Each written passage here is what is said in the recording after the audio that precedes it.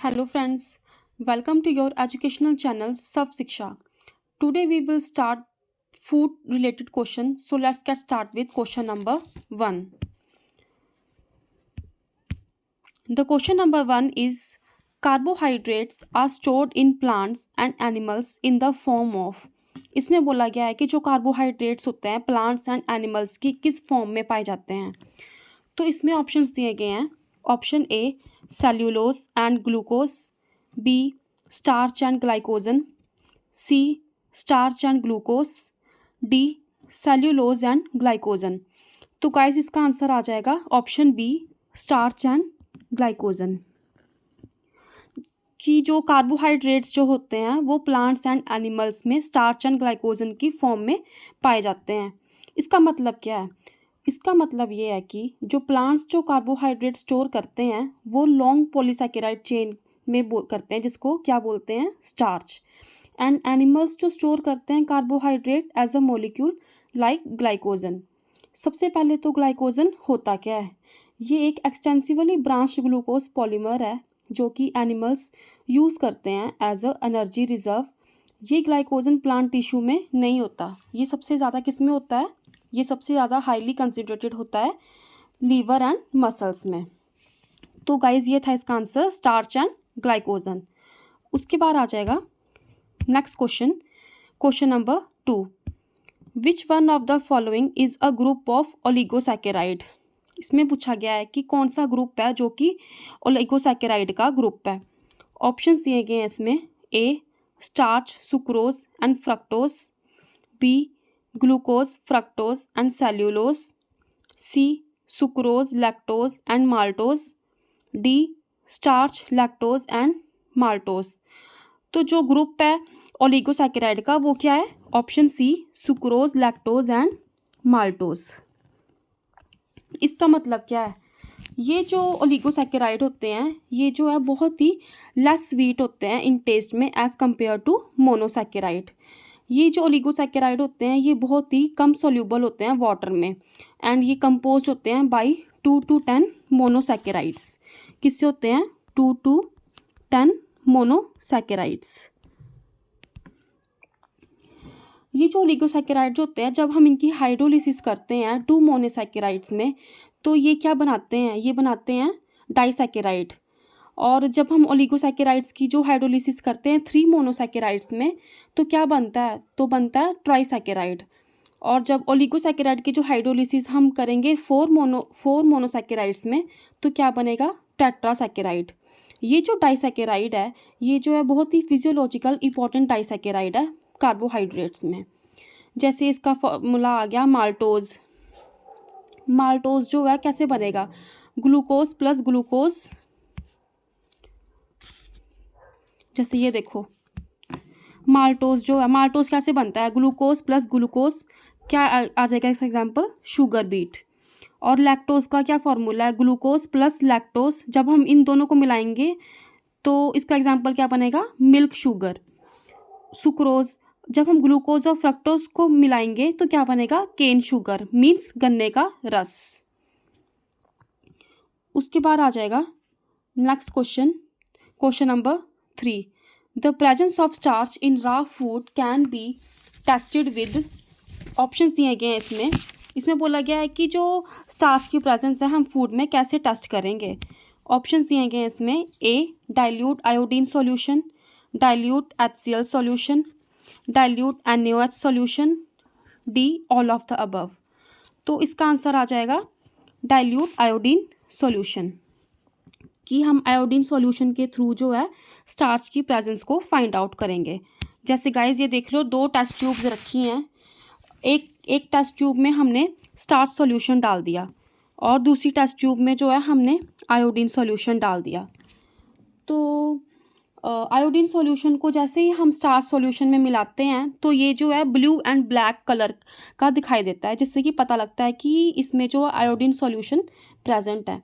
Means कि क्या हो जाता है? स्टार्च प्लस आयोडीन सॉल्यूशन क्या बनता है मिलाकर? Blue black colour. तो इसी वजह से हम पता लगा सकते हैं कि जो फूड में स्टार्च सॉल्यूशन प्रेजेंट है थ्रू डाइल्यूट आयोडीन सॉल्यूशन. उसके बाद आ जाएगा next question, question number 4, during the prolonged fasting firstly, इसमें बोला गया है कि अगर हम लंबे टाइम तक फास्टिंग करते हैं तो क्या होगा। ऑप्शंस दिए गए हैं इसमें, fats are used up followed by carbohydrate from liver and muscles and protein in the end. Option B, carbohydrates are used up followed by fat and protein towards end.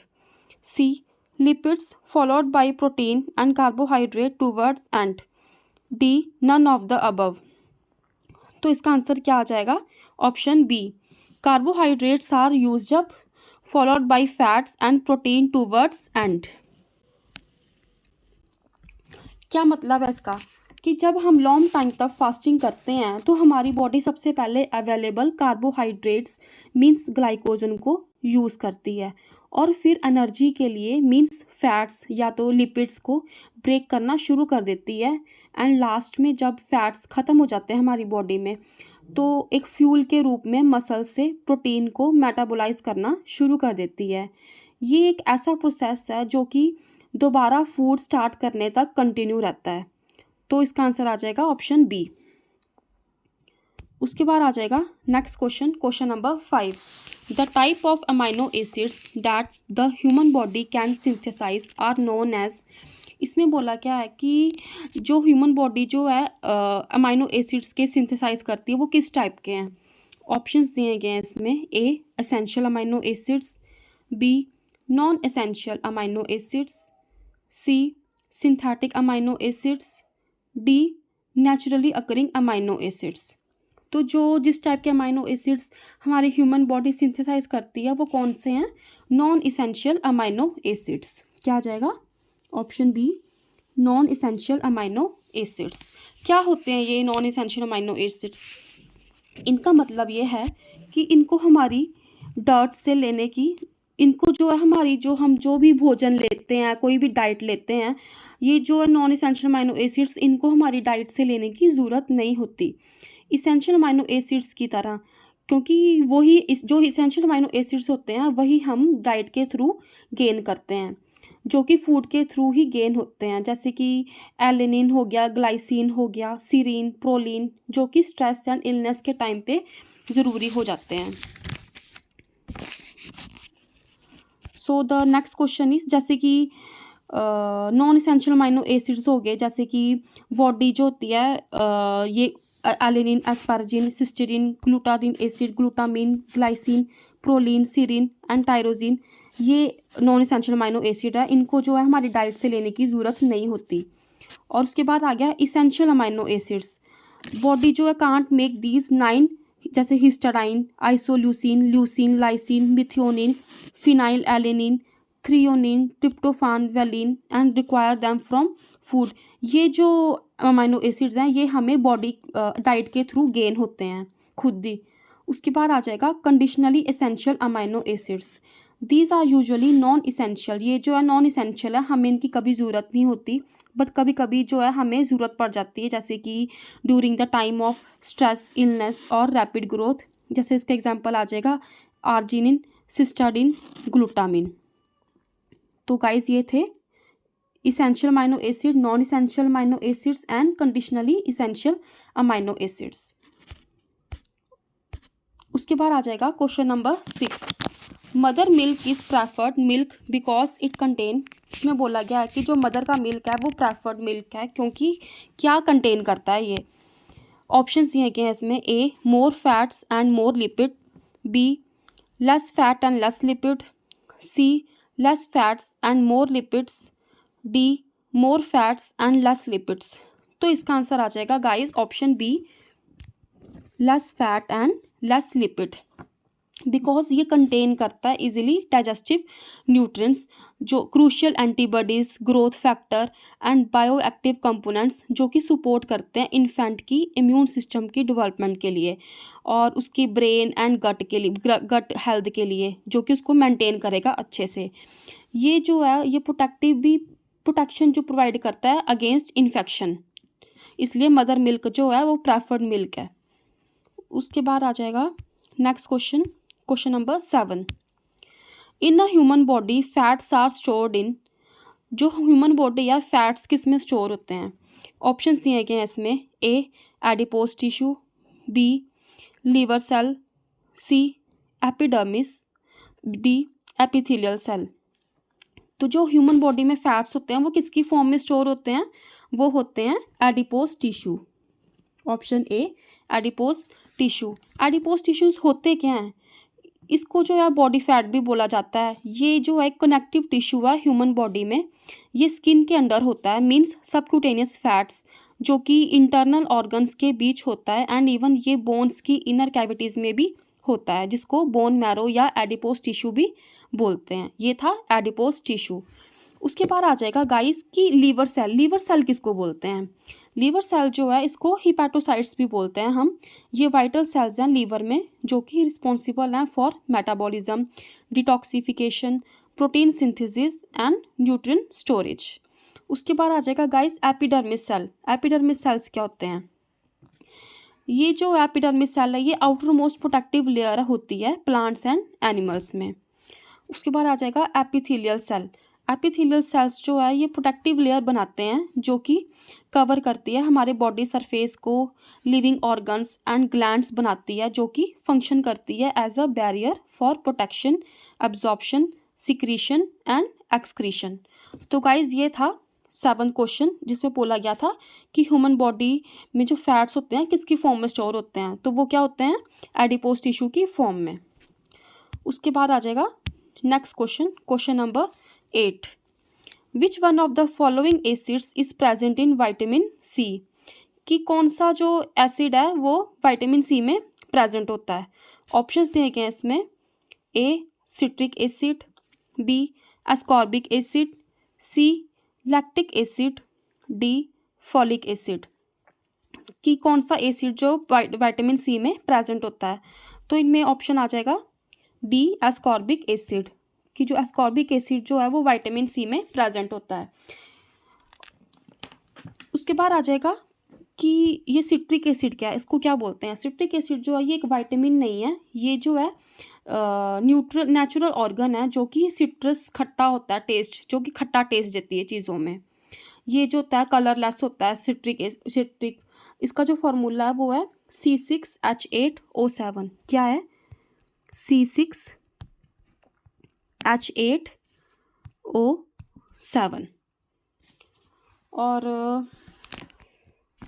उसके बाद आ जाएगा next question, question number 9। Which of the following deficiencies in food cause night blindness disease? कि कौन सी deficiency के कारण जो है नाइट ब्लाइंडनेस डिसीज़ हो जाता है? ऑप्शंस दिए गए हैं इसमें, A protein, B fats, C vitamin A, D vitamin C. तो इसका आंसर आ जाएगा ऑप्शन सी विटामिन ए, कि विटामिन ए की कमी से नाइट ब्लाइंडनेस डिसीज़ हो जाता है। और विटामिन सी की कमी से क्या डिसीज़ होगा? वो होगा स्कर्वी। क्या होगा? स्कर्वी। और अगर बॉडी में प्रोटीन की डेफिशिएंसी हो तो क्या होगा? कौन सा डिसीज़ होगा? वो होगा क्वाशियोरकर डिसीज़। क्या होगा?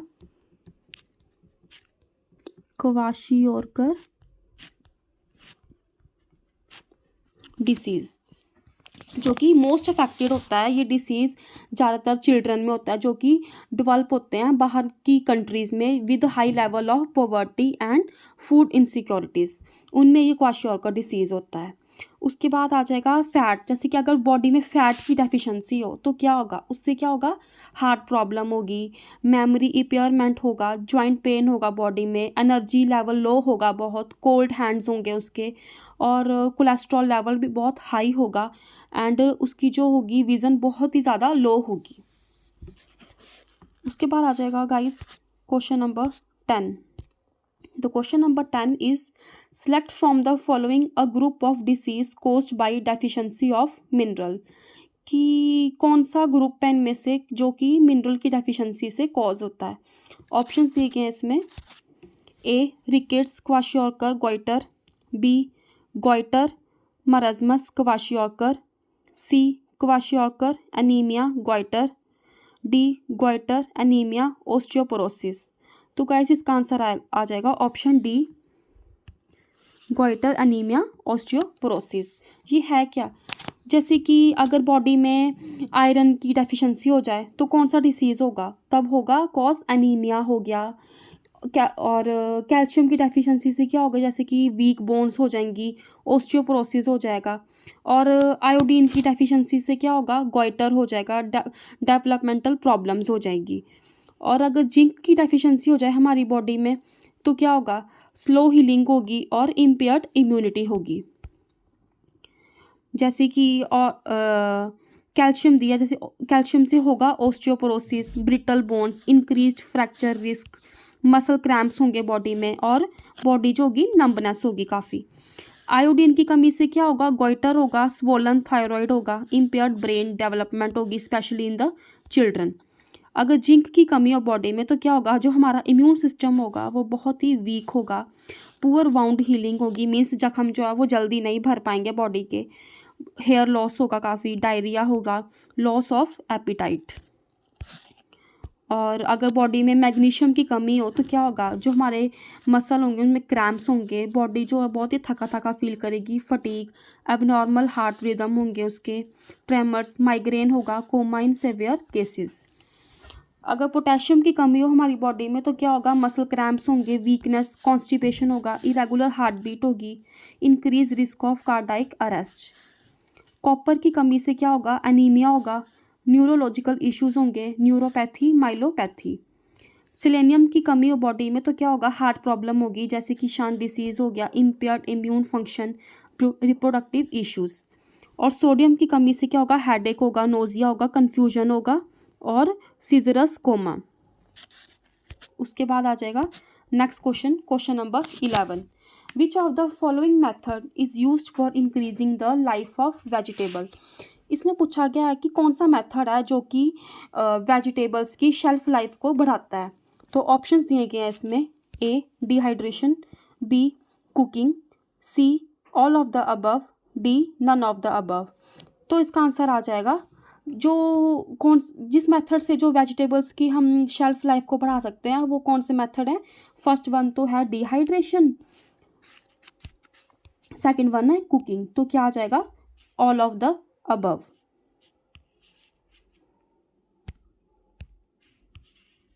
कि डिहाइड्रेशन और कुकिंग की वजह से ये जो हम वेजिटेबल्स एंड फ्रूट्स की शेल्फ लाइफ को आगे तक बढ़ा सकते हैं।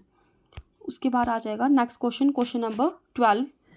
Adding salt and sugar to food substances helps in preserving them for a longer duration. It is because excess salt and sugar, question में बोला गया है कि अगर हम जो एग्जैस अमाउंट में साल्ट एंड शुगर डालेंगे फूड सब्सटेंसेस में तो वो क्या प्रिजर्व करेंगे लॉन्गर टाइम तक फूड को। किसकी वजह से प्रिजर्व कर पाएंगे? ऑप्शंस दिए गए इसमें: A cause rupturing of microbial cell, B cause change in the shape of microbial cell, C remove water from food, D plasmolyze the microbial cell। तो इसका सही आंसर आ जाएगा option D, plasmolyse the microbial cell. सबसे पहले तो microbial cell से जो है वाटर निकाला जाता है ऑस्मोसिस के थ्रू, जिसको क्या बोलते हैं हम? डिहाइड्रेशन की जाती है सबसे पहले। और इससे जिससे कि एनवायरनमेंट जो इतना ड्राई हो जाता है कि जो बैक्टीरिया, ईस्ट एंड मोल्ड्स जो होते हैं वो ग्रो कर जाते हैं, और इससे जो है वो सारा फूड जो है वो ख़राब होने से बच जाता है। उसके बाद आ जाएगा next question, question number 13। The dietary fibres are, dietary fibres क्या होते हैं?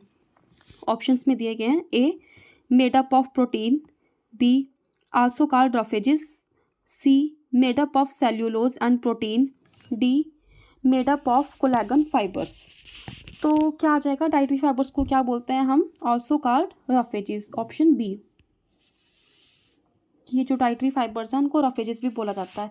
इसका मतलब ये है कि जो हमें प्लांट से फूड बेस्ड चीज़ें मिलती हैं जैसे कि whole grains, fruits, vegetables, legumes, जो कि हमारी डाइजेशन को प्रमोट करते हैं एंड हेल्प करते हैं वेस्ट प्रोडक्ट्स को बाहर निकालने में, चाहे वो हमें कोई न्यूट्रिएंट प्रोवाइड करें या ना करें, तो उसको बोलते हैं डाइटरी फाइबर।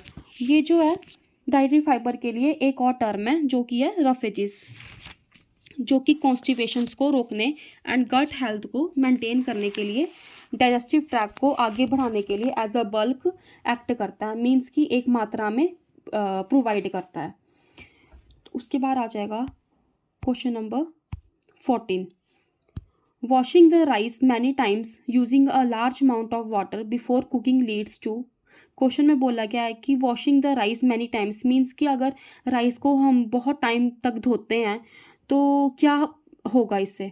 ऑप्शन दिए गए इसमें, loss of vitamin E, B loss of vitamin B, C loss of water soluble carbohydrates, D loss of surface protein.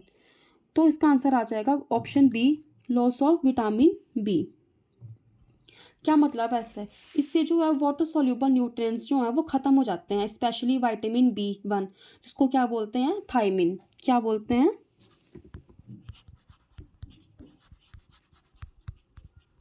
Thiamine. ये कुछ ज़रूरी मिनरल्स ख़त्म कर देता है और आर्सेनिक की मात्रा भी कुछ कम हो जाती है कुछ हद तक, जिससे कि राइस के जो दाने हैं, जो राइस हैं, उनका जो है स्टार्च एक्सेस मात्रा में ख़त्म हो जाता है और लेस स्टिकी हो जाते हैं। ये मीन्स कि कम चिपचिपे हो जाते हैं और जो डस्ट एंड इम्प्योरिटीज़ जो हैं वो भी निकल जाती हैं। उसके बाद आ जाएगा next question, question number 15। Radhika's gums were often bleeding and her wounds were taking longer time to heal. Her diet could be deficient in which? Question में बोला गया है कि जो राधिका के जो गम्स हैं वो बहुत ही ज़्यादा ब्लीड कर रहे हैं और उसके जो जख्म है वो कि बहुत टाइम ले रहे हैं भरने में, हील करने में। तो उसकी जो डाइट में है वो किस चीज़ की डेफिशिएंसी है। ऑप्शंस दिए गए हैं इसमें, A vitamin B1, B vitamin C, D vitamin D vitamin A. तो जो उसकी डाइट में डेफिशिएंसी है किस विटामिन की, वो किसकी है, ऑप्शन बी विटामिन सी